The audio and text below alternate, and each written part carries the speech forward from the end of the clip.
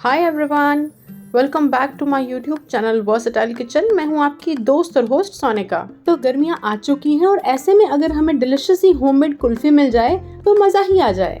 इसीलिए आज मैं आपके साथ बहुत ही डिलिशियस और बहुत ही जल्दी बन जाने वाली पान कुल्फी की रेसिपी शेयर करूंगी।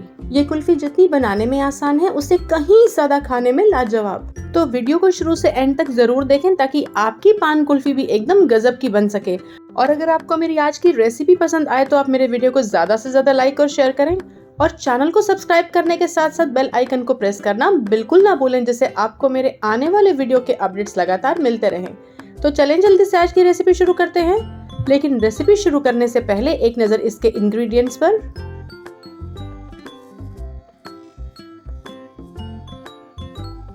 तो पान कुल्फी बनाने के लिए सबसे पहले हम एक कढ़ाई को गैस पे रख लेंगे और इसके अंदर हम 1 टेबलस्पून पानी डाल लेंगे। इसके बाद हम इसके अंदर 1 लीटर फुल फैट दूध डाल लेंगे।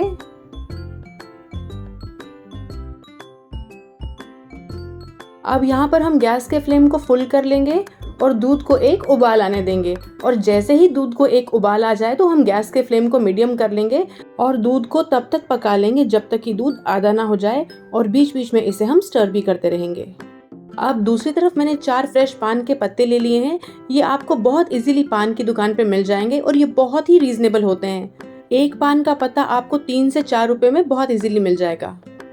अब इन चारों पान के पत्तों की नीचे वाली स्टेम्स को हम काट करके डिस्कार्ड कर लेंगे, जैसा कि आप वीडियो में देख पा रहे हैं।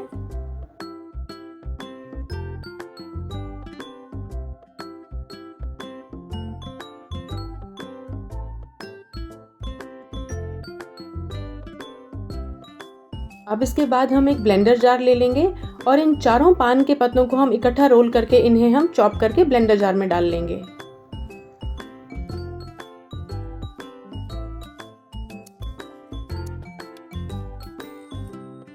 इसके बाद हम इसके अंदर गुलकंद डालेंगे। गुलकंद की तहसीर बहुत ठंडी होती है तो गर्मियों में गुलकंद खाने के लिए बहुत अच्छा होता है। तो मैं इसके अंदर 2 टेबलस्पून होममेड गुलकंद डाल रही हूँ। और अगर आपके पास होममेड गुलकंद ना हो तो ये बहुत इजीली मार्केट से भी मिल जाता है। इसके बाद हम 4 हरी इलायचियों की सीड्स निकाल करके उन्हें अच्छे से क्रश कर लेंगे और वो भी इसके अंदर डाल लेंगे। 1 टेबलस्पून इसके अंदर हम सोक की हुई मीठी सौंफ डाल लेंगे। सौंफ को मैंने आधा घंटा पहले ही 2 टेबलस्पून पानी में सोक करके रख लिया था। और लास्ट में इसके अंदर हम 1 टीस्पून पान एसेंस डाल लेंगे। पान एसेंस डालना बिल्कुल ऑप्शनल है, अगर आपके पास हो तो जरूर डालें और नहीं हो तो कोई बात नहीं। अब इस जार को बंद करके सब चीजों को अच्छे से हम चर्न कर लेंगे। अब एक बार खोल करके चेक कर लेंगे कि पान का मसाला कितना बढ़िया से पिसा है।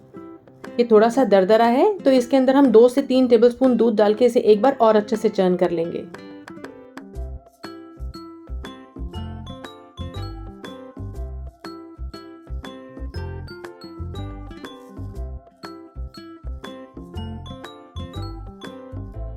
एक बार फिर से चेक करके देख लेंगे। एकदम परफेक्ट। हमें एकदम पेस्ट तो बिल्कुल नहीं चाहिए, हल्का सा दरदरा ही चाहिए। और हमारा पान का मिक्सचर बिल्कुल वैसा ही बना है। और दूसरी तरफ हमारा दूध भी काफी कम हो चुका है और मैं इसे बीच बीच में चलाती रही। इस दूध के ऊपर जितनी बार मलाई आएगी बार बार इस मलाई को हटा करके वापस हम दूध में ही मिक्स करते रहेंगे। और जो कढ़ाई के साइड्स पे दूध जमेगा उसे भी हम स्पैचुला से हटा करके दूध में ही मिक्स कर देंगे। दूध पक करके लगभग आधा हो चुका है और इस स्टेज पे हमें दूध को बिल्कुल नहीं छोड़ना है। इसे हम लगातार चलाते ही रहेंगे, क्योंकि इस स्टेज पे अगर दूध को हमने अनअटेंडेड छोड़ दिया तो ये पैन के तले के साथ लग जाएगा और हमारी कुल्फी में बिल्कुल जला जला सा फ्लेवर आएगा।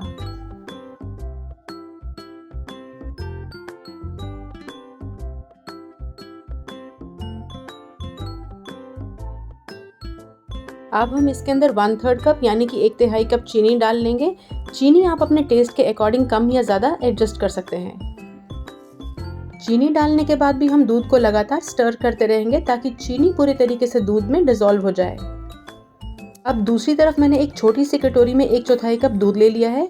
इस दूध के अंदर हम 1 टेबलस्पून कॉर्नफ्लावर डाल लेंगे और इसे हम दूध के साथ अच्छे से मिक्स कर लेंगे। हमें इसे बहुत अच्छे से मिक्स करना है ताकि इसके अंदर कोई लम्प्स ना रह जाएं। हमारी कॉर्नफ्लावर की स्लरी भी बन करके तैयार हो चुकी है। आप देख सकते हैं इसमें कोई भी लंप नहीं है।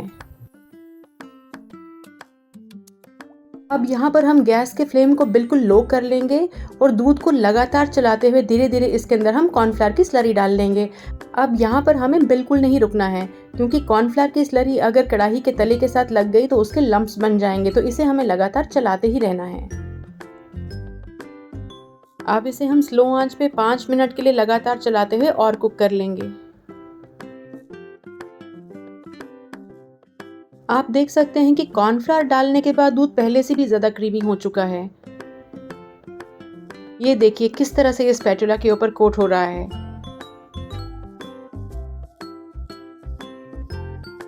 दूध का कलर भी पहले से काफी चेंज हो चुका है। आप देख सकते हैं कि दूध में कितनी मलाई जमा हो चुकी है। जितनी बार दूध में मलाई आती रही उतनी बार वो मलाई हटा करके मैंने दूध में ही मिक्स कर दी। अब आप देखिए कि हम इस मलाई का क्या करेंगे। अब इस दूध को हम फ्लेम से हटा करके एक हैंड ब्लेंडर ले लेंगे और इस कढ़ाई के अंदर ही हम दूध को अच्छे से ब्लेंड कर लेंगे। आप देखेंगे कि जो इस दूध के ऊपर मलाई जमी है वो इस हैंड ब्लेंडर से चर्न होने के बाद इस दूध में ही अच्छे से ब्लेंड हो जाएगी और इसी ब्लेंड की हुई मलाई के साथ दूध पहले से भी ज्यादा थिक हो जाएगा, जिससे हमारी कुल्फी का टेस्ट एनहांस तो होगा ही, साथ में ये कुल्फी काफी क्रीमी बनेगी।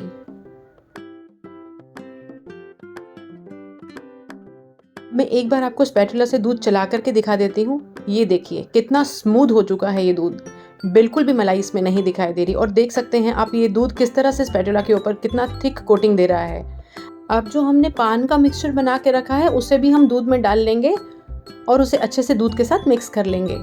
अब मैंने इस पान कुल्फी के अंदर कोई भी कलर नहीं डाला है। अगर आप चाहें तो आप इसमें हल्का सा ग्रीन कलर डाल सकते हैं, लेकिन मुझे इसका नेचुरल कलर ही पसंद है, तो इसीलिए मैं इसके अंदर कोई भी कलर नहीं डालूंगी। अच्छे से मिक्स करने के बाद अब हम इसके अंदर 2 टेबलस्पून टूटी फ्रूटी के डाल लेंगे। मैं इसमें होममेड टूटी फ्रूटी डाल रही हूँ, लेकिन आपको ये इजीली मार्केट से भी मिल जाएगी।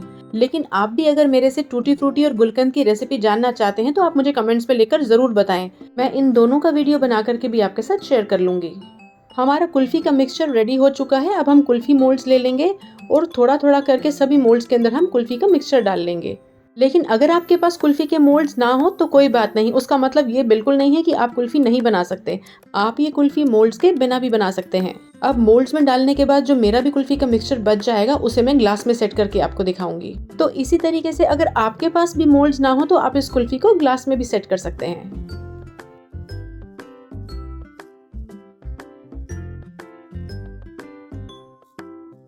सभी मोल्ड्स में कुल्फी डालने के बाद इसके ऊपर हम हल्की सी टूटी फ्रूटी स्प्रेड कर देंगे और उसके बाद छोटे छोटे फॉइल पेपर्स को काट करके इन सभी ग्लासेस को हम फॉइल पेपर के साथ अच्छे से कवर कर लेंगे। अब आप सोचेंगे अगर मेरे पास इन कुल्फी के मोल्ड्स के लिड है तो मैं इनको फॉइल पेपर से क्यों कवर कर रही हूँ।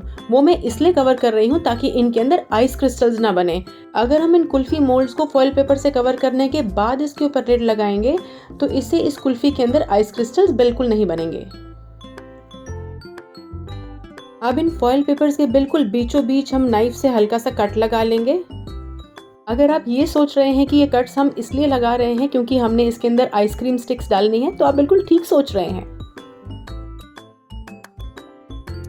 अब सभी मोल्ड्स में आइसक्रीम स्टिक्स डालने के बाद इन्हें हम लिड से बंद कर देंगे और 8 से 10 घंटे के लिए इन्हें हम फ्रीजर में सेट होने के लिए छोड़ देंगे, या फिर इन्हें हम ओवरनाइट भी फ्रिज में सेट होने के लिए छोड़ सकते हैं। अब इसके बाद जो कुल्फी का मिक्सचर बचा है उसे मैं या तो डिस्पोजेबल ग्लास में या फिर स्टील के ग्लास में डाल करके फॉइल पेपर से कवर करके उसे भी सेट होने के लिए छोड़ दूंगी।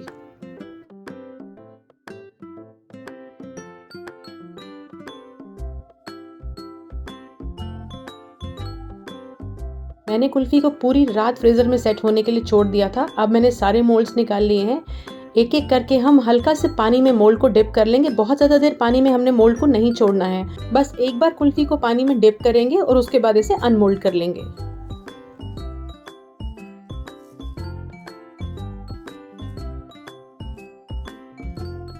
अब ये देखिए कितनी बढ़िया कुल्फी बनी है। अब मैं जल्दी से एक दो और कुल्फी आपको डीमोल्ड करके बता देती हूँ, क्योंकि बाहर निकलते ही ये जल्दी से मेल्ट होना शुरू हो जाती हैं, तो थोड़ा सा जल्दी जल्दी कर लेते हैं। और ये रही हमारी दूसरी कुल्फी। इस कुल्फी के मोल्ड को भी मैंने पानी में एक बार डिप कर लिया है, इसे भी हम जल्दी से निकाल लेते हैं।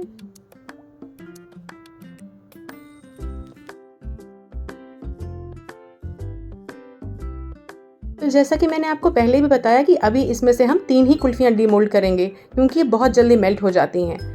तो अब हम इसे हल्का सा गार्निश कर लेंगे और गार्निशिंग के लिए हमें बहुत ज़्यादा चीज़ों की ज़रूरत नहीं, बस जो हमारे पास टूटी फ्रूटी है उसी से हम इसे गार्निश करेंगे। तो अब जैसा कि मैंने आपको पहले ही बताया था कि अगर हमारे पास मोल्ड ना हो तो हम इसे स्टील के ग्लास में या फिर डिस्पोजेबल ग्लास में भी सेट कर सकते हैं। तो मैंने बची हुई कुल्फ़ी को स्टील के ग्लास में सेट कर दिया था। अब मैं आपको इसे डीमोल्ड करके बता देती हूँ। तो इस कुल्फ़ी को डीमोल्ड करने के लिए भी मैंने ग्लास को पहले एक बार पानी में नीचे से डिप कर दिया था।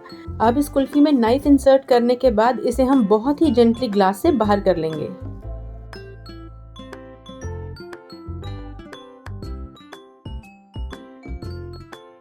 ये देखिए कितनी बढ़िया कुल्फ़ी सेट हुई है ग्लास में भी। अब इस कुल्फ़ी के हम थिक से गोल गोल स्लाइसेस काट लेंगे।